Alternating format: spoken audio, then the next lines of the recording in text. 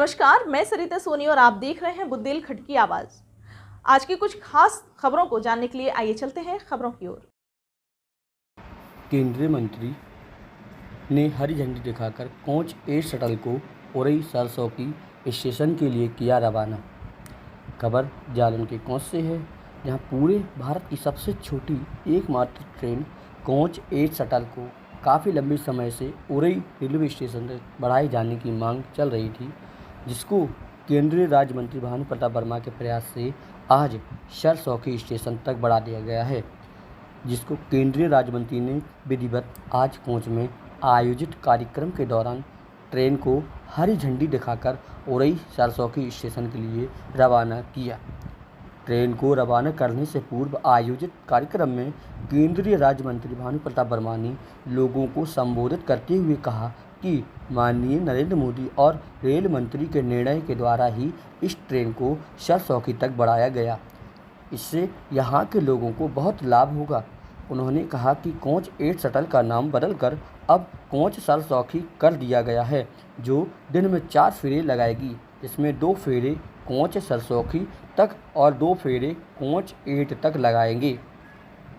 केंद्रीय राज्य मंत्री भानु प्रताप वर्मा ने कोच सरसौकी शटल में बैठकर पार्टी के कार्यकर्ताओं और स्थानीय लोगों के साथ उरई रेलवे स्टेशन तक का सफ़र भी किया। केंद्रीय राज्य मंत्री भानु प्रताप वर्मा ने बताया कि उनका प्रयास है कि क्षेत्र के लोगों को दिल्ली तक सीधी ट्रेन भी जल्दी उपलब्ध करवा सकें, जिससे कि व्यापारियों और छात्र छात्राओं को दिल्ली तक की भी ट्रेन सीधी मिल सके।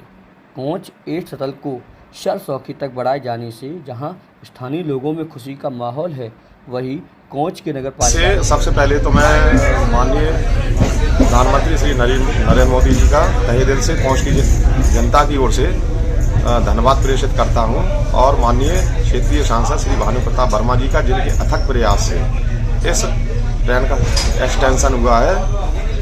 और रही लाभ की बात, तो मैं बताना चाहता हूं कि कोच की जनता को विशेषकर इस ट्रेन से बहुत लाभ प्राप्त होने वाला है, क्योंकि रात्रि में हम देखते थे कि उरई आने के बाद कोई 7 बजे के बाद साधन नहीं था, तो लोग वो कहते थे कि भाई कहाँ से जाएं, कैसे पहुँचे। तो अब 10 बजे के आसपास वो रेलवे स्टेशन उरई में जाकर कोच के लिए आराम से आ सकते हैं। और स्टेशन 4 ट्रेनों को दिया है, आने वाले समय में ट्रेन आ जाएगा तो उनका बुकिंग लगा होगा तो ट्रेन बढ़ जाएंगे। और चूँकि आज 1902 में ये ट्रेन चालू की गई थी अंग्रेजी के शासनकाल में, बीच में बंद भी की गई, इसे फिर चालू कराया गया, कोरोना काल में बंद हुई, इसे फिर चालू कराया गया। अब ये कभी बंद ना हो, इसके लिए हम लोगों ने इसे आगे तक ले जाइए, इससे राजस्व रेलवे विभाग को मिले, और इसीलिए ये ट्रेन आज बहुत से रवाना हो रुकेगी, हुआ रुकेगी, वही रुकेगी। और चूँकि उरई स्टेशन पर कोई ऐसी स्थिति नहीं है कि जिसमें वहाँ गाड़ी खड़ी की जा सके, इसलिए सरसों जाके गाड़ी जाएगी और सरसों के बाद जाके फिर वापस लौट के आएगी और चलेगी। ये शक्ल इसी तरीके से चलती रहेगी। और एक में भी गाड़ियों के जो स्टॉपेज हुए हैं, चाहे वो साबरमती एक्सप्रेस हो, चाहे वो सम्मानित भाइयों, पत्रकार बंधुओं, चूंकि हम लोग इस ट्रेन को समय से चलाएंगे,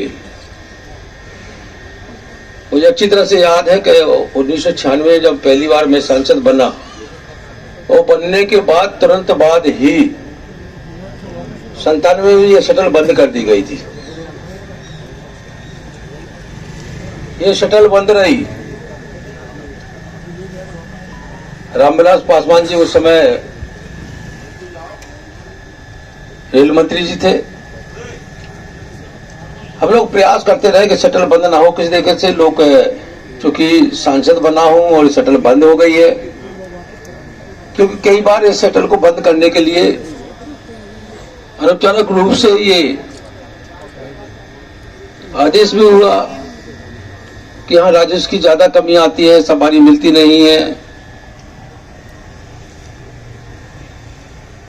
उसी को लेकर उस समय रेल बजट चूंकि अलग से पेश होता था, तो हम लोग रेल बजट का इंतजार करते थे कि रेल बजट में अपनी बात को रखे और इसे चालू कराए।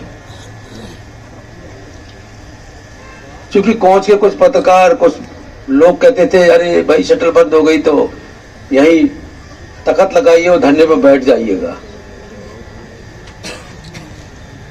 हम लोगों ने विचार किया क्यों ना अपने नेता, क्योंकि उस समय सदैव अटल बिहारी वाजपेयी जी हम सबके बीच नहीं है,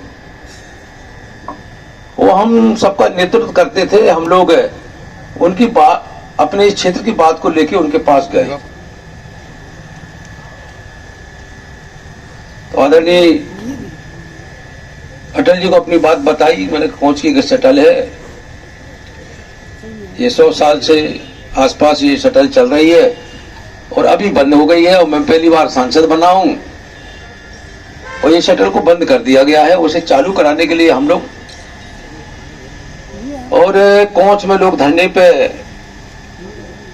बैठने का प्रस्ताव दे रहे हैं कि आप धरने पर बैठ जाइएगा, शटल तो उन्हें चलानी ही पड़ेगी। तो आप समझते हैं बहुत कम बोलते थे अटल बिहारी वाजपेयी जी, सुनते रहे, लखे पढ़ाते रहे। बोले कोच के लोगों का विचार तो बहुत अच्छा है कि धरने पे बैठने का।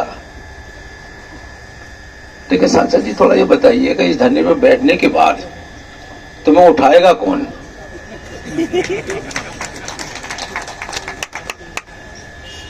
भाई तुम्हारी सरकार है नहीं जो जाके आश्वासन दे दे और तुम्हें उठा दे वहां से कि नहीं हम इसे फिर चालू किए दे रहे हैं। वो सारी चीजें हैं।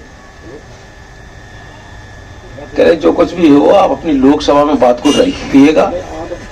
हम लोग इसमें बैठे हैं लोकसभा में और आप अपनी तो बात को रखिएगा। और सांसद का काम होता है घूमते रहना, एक जगह नहीं बैठना। एक जगह बैठने का मतलब हो गया वो वहीं समाप्त हो गया बिल्कुल।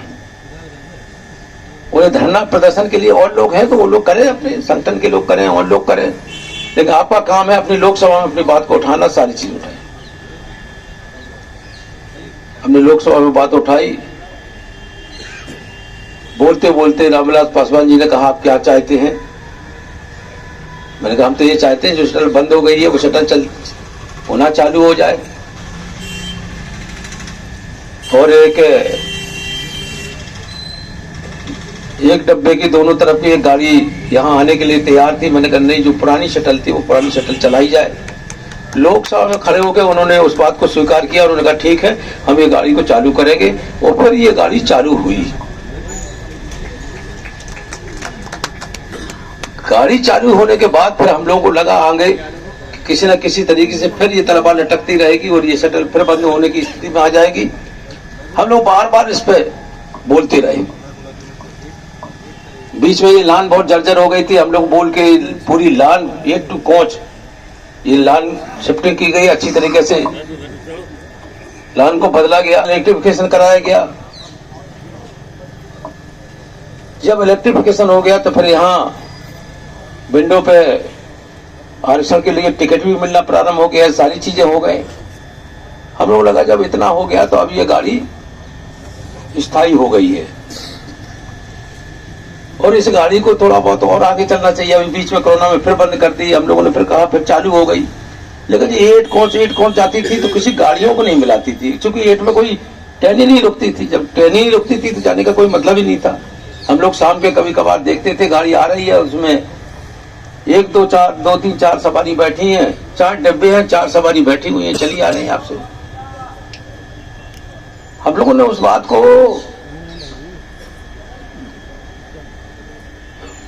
मंत्री जी ने कहा देखिए राइस की हानि हो रही है। बोले आप लिख के दे दीजिए। मैंने लिख के दे दिया 6 महीने 7 महीने पहले भी लिख के दिया था। और मैंने कहा कुछ स्टॉपेज तो चाहिए, वो स्टॉपेज कर दीजिए जिससे स्टॉपेज से ये होगा कि लोग आएंगे जाएंगे तभी तो पैसा मिलेगा रेलवे विभाग को। उन्होंने कहा सब लिख के दे दीजिए। अब लिख के दे के आए थे। फोटो वोटो खींची गई थी आज से 5-6 महीने पहले। फिर बीच में गया फोटो वोटो खींची गई। लोगों ने कहा अरे भाई मिल के आए हो तो कम से कम फोटो तो डाल ही दो। मैंने कहा मैं फोटो वोटो कुछ नहीं डालूंगा। मैं फोटो में डलेगी तो जब ये गाड़ी एक्सटेंशन होगी या स्टॉपेज होंगे तभी ये फोटो जाएंगे। बाकी पहले फोटो कोई फोटो वोटो नहीं जाएगी। वो फोटो का कोई मतलब ही नहीं होता भाई। कोई काम हो तब भी अच्छा लगता है कि भाई काम हो गया, चलो अब अच्छा लग रहा है कि भाई चलो आज फोटो भी चली जाए कि भाई ये एक्सटेंशन हो गया, सारी चीजें हो गई। उरई में भी आज की खबरों में फिलहाल इतना ही। देखते रहिए बुंदेलखंड की आवाज।